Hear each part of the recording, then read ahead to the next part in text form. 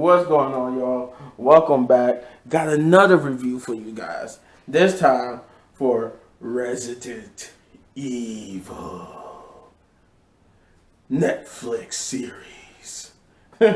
Sorry, I can't say a number, but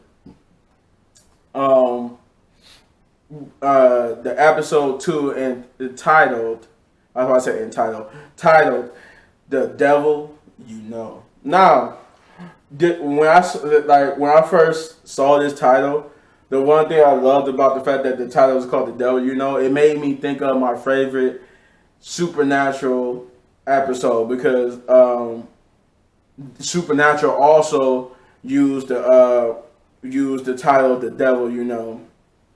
And for those of you who probably never watched Supernatural or never probably got that far, that episode is a season 5, episode 20. Yeah, season 5, episode 20, and it's called "The Devil You Know." And the reason why that's my favorite, I know it's off subject because we're talking about Resident Evil here, but I'm talking about Supernatural. It's off subject, but the reason why that's my favorite episode was because it revealed something that we didn't know about something that we did know. And in this case, it revealed a piece of history that happened in season 1 of Supernatural that we didn't know until this episode of season 5, and which was the person who really killed Sam's girlfriend, and made it look like it was one demon, the demon that killed their mother, but it was in actuality it was that demon's servant that the demon who killed their mother sent. The demon who killed their mother just wanted Sam and Dean to think it was him who killed his girlfriend, so they would continue to come after them to put his plan into motion. But it was one of my favorite episodes just because it was Sam, like, when you find this out, it's like Sam really didn't get retribution then for his girlfriend's death until this very episode. But you have to see it to believe it. But I spent too much time talking about a different show when we're here for Resident Evil. So this episode, just for that though, my point was just for that, I actually like this episode just for the fact that it used the same episode name of the Supernatural. So they already got brownie points with me. Now, The Devil You Know for Resident Evil. To elude Umbrella, Jay seeks help from an unlikely source as Albert tries to cover for his daughters. Billy begins to exhibit troubling symptoms. So, this episode picks up immediately where episode 1 left off, where you got basically Jay jumping from the ship. She's in this great peril now. She's trying to outrun the zombies and fight them off. She's considering going with Umbrella because she might die at this point because she don't have no way to take out the horde or zombies that's trying to kill her until she get help from an unlikely person. But I don't think it ends well for that person. We get to see the aftermath of what happened back in 2022 with Billy, and things are looking somewhat okay for Billy, but not so much. We see that Umbrella is basically up to his old antics, and that they pretty much have not learned a lesson from the events of Raccoon City, and those events of Resident Evil 2 and 3 are referenced here in a form, and they go in great detail, but Albert here does reference the Raccoon City incident by saying that they have to get this new project right, or it could be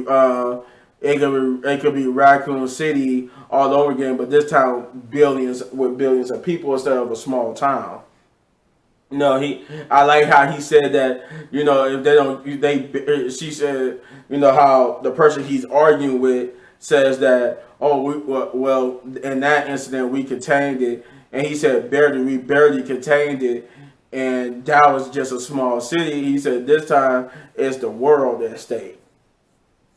So in essence, I'm kind of confused because they painting him in two different directions. They're making him devious because we know there's something devious with him injecting himself with the blood from his daughters, which is a callback to basically Resident Evil, both Resident Evil Code Veronica and Resident Evil 5, because we know for a fact due to Resident Evil 5 that Wesker was getting these ejections even during Code Veronica. Because remember, Code Veronica would be the official, I think the official second time you see him since Resident Evil.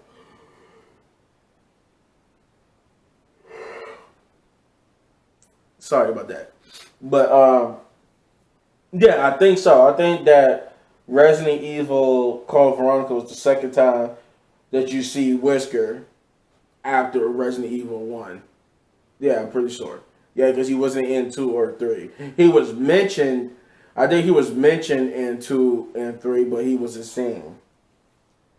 But here we see, like, we know something devious about him because we see that it's some reason, and like I said, I only got to see up until this episode, but there's something going on why he has to inject himself with the blood, and we see why.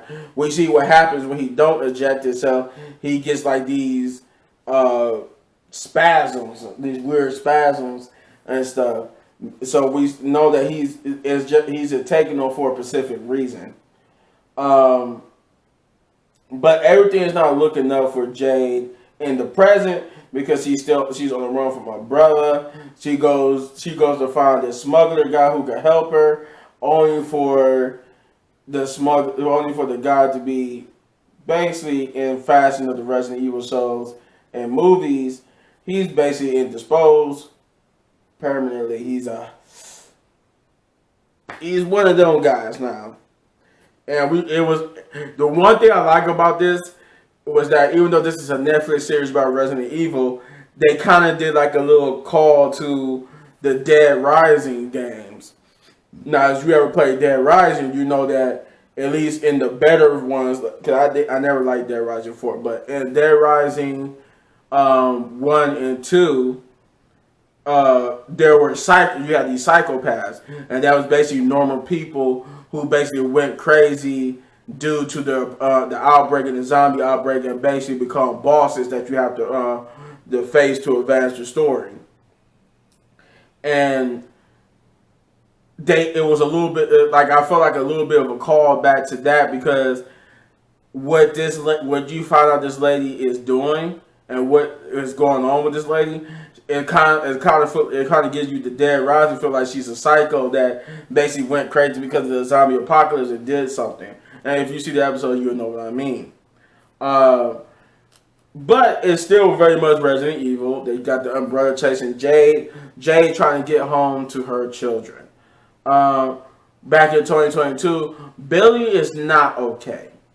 Billy is starting to, she does exhibit some symptoms, and we see that basically we see how not Resident Evil, but Umbrella is basically continuing to go down the wrong path here. And we meet a lady who's basically almost, which it seemed like she was like the boss to Wesker, and she basically is forcing him under duress in a way, by she gives like little threats to him that indicates that he better do what she say or she's going to take something away from him. Overall, this episode was good. It was I think the only thing I didn't like it's not bad enough for me to give it a take a point away, but I did like it was like frustrating me because I was a little confused about who they trying to portray Wesker as. Is Wesker still Wesker from the games where he's just a jerk badass, or is this some type of, in this universe, Wesker like that was only like his clone, and the real Wesker is just basically a guy trying to do right? Because it seems like because this episode portrayed him as a guy who's trying to prevent another Raccoon City, but he's supposed to be also one of the main antagonists of the series. I don't know. I guess I gotta keep watching to see what goes on. But other than that, I didn't have no problem with the episode. So I'm giving the episode